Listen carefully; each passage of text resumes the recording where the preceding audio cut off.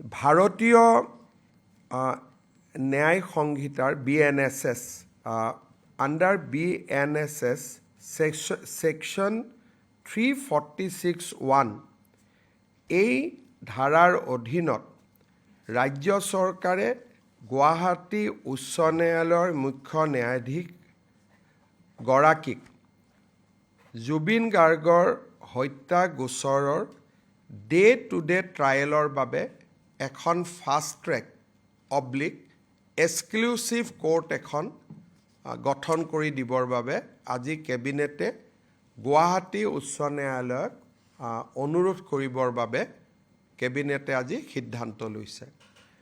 Cabinet সিদ্ধান্ত আমি গুৱাহাটী উচ্চ ন্যায়ালয়ৰ মুখ্য ন্যায়াধীশক অৱগত কৰিম আৰু পৰৱৰ্তী কাৰ্যসূচী বা পৰৱৰ্তী ব্যৱস্থা গুৱাহাটী উচ্চ ন্যায়ালয়ৰ মুখ্য ন্যায়াধীশগৰাকীয়ে গ্ৰহণ কৰিব।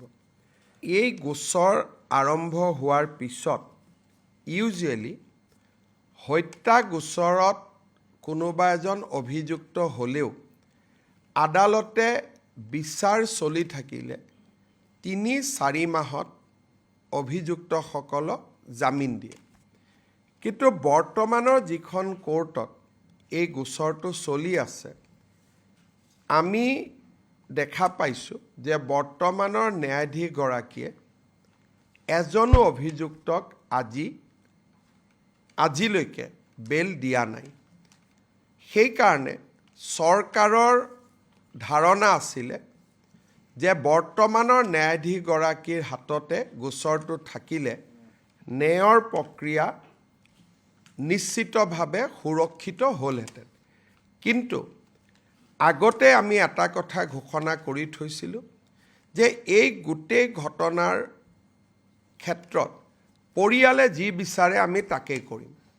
যিহেতু পৰিয়ালে ৰাজহুৱাভাৱে ফাষ্ট ট্ৰেক বা এক্সক্লুচিভ কোৰ্টৰ কথা কৈছে, সেইকাৰণে আমাৰ মতামতক আমি দূৰত ৰাখি আমি এই ঘটনাটোক বা এই বিচাৰ প্ৰক্ৰিয়াক ফাষ্ট ট্ৰেক কোৰ্টত বা এক্সক্লুচিভ কোৰ্টত আমি দিবৰ বাবে সিদ্ধান্ত গ্ৰহণ কৰিছোঁ। গুৱাহাটী উচ্চ ন্যায়ালয়ে এজন ন্যায়াধীশ দিব, গুৱাহাটী উচ্চ ন্যায়ালয়ে গাইডলাইন নিৰ্মাণ কৰিব আৰু ষ্টেট গভৰ্ণমেণ্টে লজিষ্টিক ইনফ্ৰাষ্ট্ৰাকচাৰেল ছাপোৰ্ট দিব। এই সিদ্ধান্ত আজি কেবিনেটে গ্ৰহণ কৰে।